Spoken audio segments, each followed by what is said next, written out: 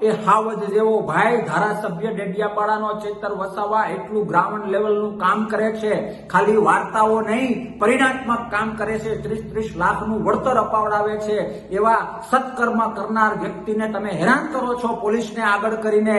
અરે બંધારણને પૂજા કરવાને બદલે તમે એનું અપમાન કરો છો, લોકશાહીના જતન કરવાને બદલે તમે લોકશાહીનું ચીરહરણ કરો છો, તમે તમારો ડર ઢાંકવા માટે અમને ડરાવવાના પ્રયત્ન કરો છો. લખીને રાખજો કે તમારો પ્રયત્ન નહીં તો આજે કે નહીં તો આવતીકાલે સફળ થાય. અમે ગઈકાલે પણ નહોતા ડર્યા અને આવતીકાલે પણ નહીં ડરીએ. અમે અમારા સત્કર્મો, લોકહિત કર્મો ચાલુ રાખીશું.